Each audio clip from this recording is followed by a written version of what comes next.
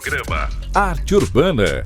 Programa Arte Urbana. O grafite em São Paulo.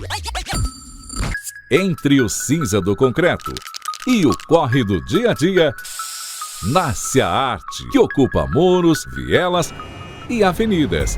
O grafite é voz, é protesto, é identidade transformada em cores. Aqui a cidade vira arte.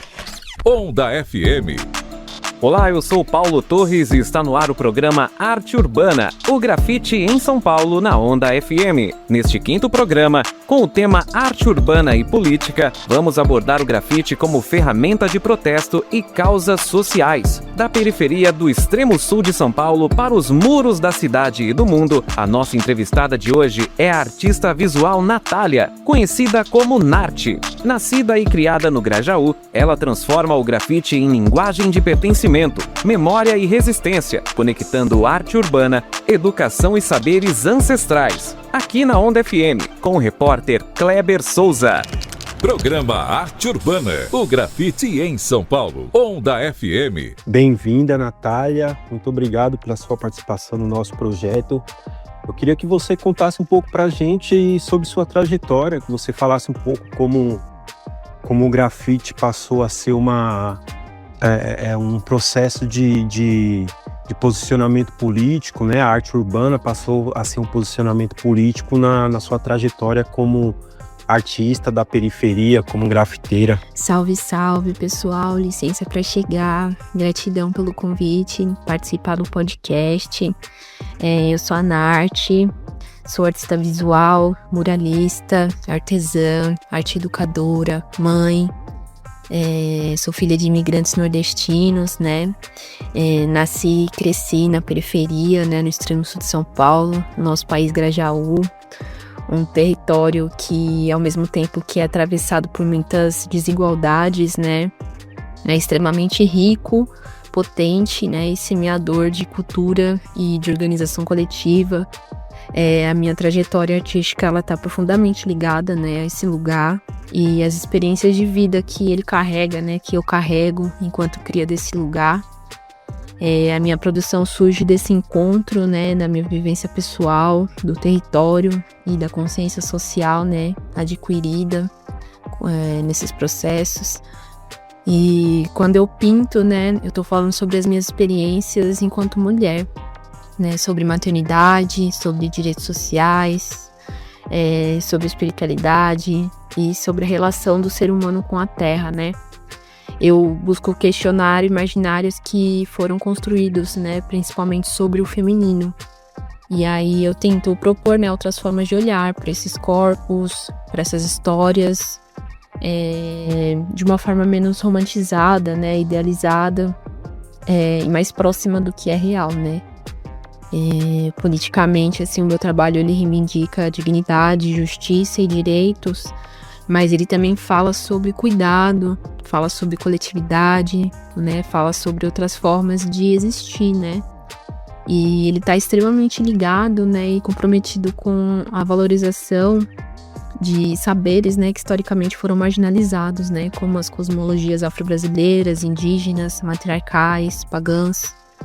Essas referências, elas aparecem muito, assim, né, através das simbologias, nas figuras femininas e nos elementos, né, que compõem as minhas produções. Então, enquanto artista, assim, eu me entendo como alguém que usa a arte, né, para refletir sobre o mundo que eu habito, mas também para imaginar outros mundos possíveis, né. E o meu trabalho nasce dessa vivência individual, mas ela sempre busca retornar para o coletivo de alguma forma. E você entende que a rua é um espaço neutro ou um território político para a arte? Como que você avalia isso? A rua, ela não é neutra, né? Ela é atravessada por relações de poder, por disputa de narrativa, por desigualdade social, né, que determinam, né, quem pode ou quem não pode acessar esse espaço. E aí, quando o mural surge na cidade, ele também entra nessa disputa, né, porque ele traz outro tipo de estética, né, outras histórias para um espaço que geralmente é ocupado por narrativas pré-determinadas, né, escolhidas, selecionadas, né, ou por interesses comerciais, né?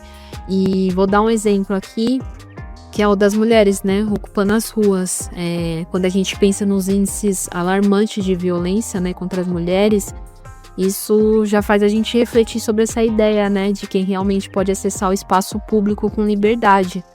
Porque se você vai ver na prática, se você é mulher e quer ir pra rua pintar, existem muitas camadas assim, né, de cuidado que você precisa ter, né, dependendo do lugar, o medo de sofrer represálias, né, precisa pensar no horário, tem que ficar atenta, né, a possíveis ataques, né, pensar se tá sozinha ou acompanhada e até na roupa, né, que a gente tá vestindo.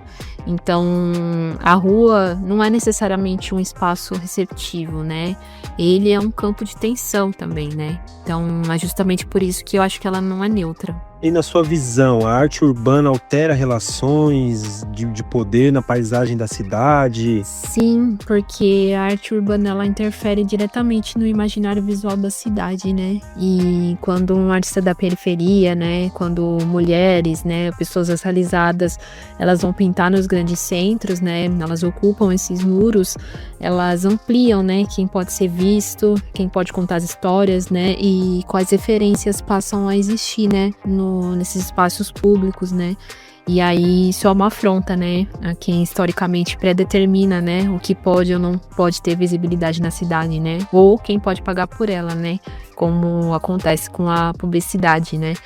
E aí talvez seja por isso também que a arte urbana ainda ela seja tão marginalizada, né, porque ela tensiona essas estruturas, né, e a disputa da paisagem na cidade. Perfeito. Um mural pode provocar debate político ou transformar a dinâmica de um bairro? Pode sim, né? Um mural ele pode gerar identificação, né?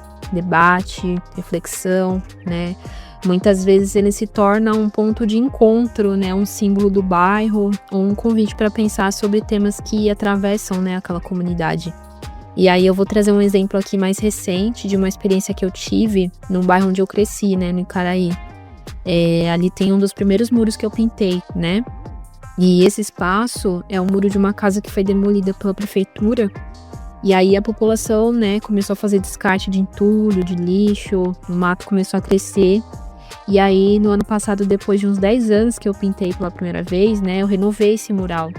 E aí eu fiz uma limpeza naquele espaço também, né? E os moradores ficaram, assim, chocados, assim, com essa situação, né? Eles ficaram muito agradecidos, né? E muito felizes, assim, com a chegada daquela arte ali.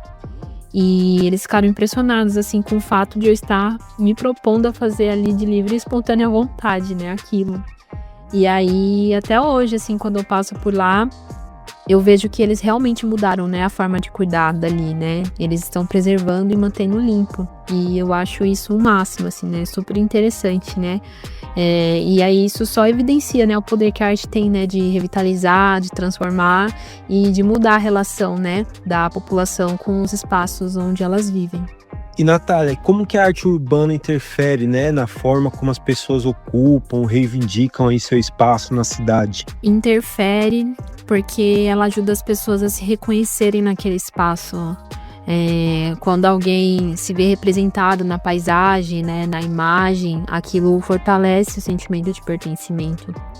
Então, nesse exemplo anterior que eu trouxe, né, eu retratei mulheres, uma mãe carregando seu bebê, né, coloquei ali no fundo cores fortes, né, do pôr do sol, e um espaço que estava abandonado, né, apagado e sujo.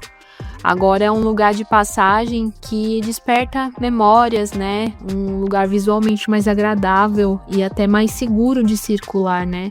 Isso reforça a ideia de que a cidade também é sua, né? Por isso que a arte urbana ela interfere, né, na forma como as pessoas ocupam a cidade. Grafite e arte urbana também são ferramentas de política urbana? A gente pode avaliar dessa forma? Sem dúvidas, né? Todos os exemplos que eu trouxe aqui, né, eles evidenciam, né, como ela tem o poder, né, na construção simbólica da cidade, né, e na manutenção dos espaços públicos. A arte urbana, ela denuncia desigualdades, ela valoriza os territórios periféricos, né, e provoca discussões que geralmente não possuem a atenção, visibilidade e nem espaço, né, para serem discutidos. E quem decide o que pode ou não estar visível na cidade? Quem tem direito de expressar nos muros, né, de expressar sua arte? E a arte urbana dá voz a quais grupos sociais? Quais os grupos que têm esse espaço de fala? Bom, historicamente, essa decisão ela sempre esteve muito concentrada, né, nas instituições, né, nas políticas públicas, né, e interesses privados. Mas a arte urbana, ela tensiona, né, esse controle, porque na maioria das vezes, né, ela nasce de iniciativas autônomas, né, dos próprios artistas e da comunidade. Você entende que as periferias se veem representadas nessas narrativas, né, visuais aí da cidade? Que ela pode fortalecer o sentimento de pertencimento político e social? Ela dá voz, assim, para todos os tipos, né, de grupos sociais, né? A ampliação, assim, da arte urbana, ela pega desde as classes sociais mais vulneráveis, quanto as mais ricas, né, também. Então, ela abre espaço para todos os tipos, né? Mas ela nasce, assim, evidenciando grupos, né, que historicamente tiveram pouca visibilidade, né, nos circuitos tradicionais da arte, né? Então, as pessoas que vêm de periferia, né, as mulheres, pessoas negras, indígenas e diferentes expressões culturais populares, né? E na visão de muitos grafiteiros, é entendido que o grafite ainda é tratado como crime ou como manifestação cultural legítima? Hoje existe um reconhecimento maior, né, do grafite como uma expressão cultural, mas ainda existem muitas contradições, né? Porque depende muito do contexto, né, para ele ser valorizado como arte ou ele ser criminalizado, né? Depende de quem tá fazendo, né? Quem é essa pessoa, como é esse corpo, de onde ele vem, né? Para quem ele tá fazendo aquela arte, né? Se é uma arte autorizada, né? Se foi contratado para fazer.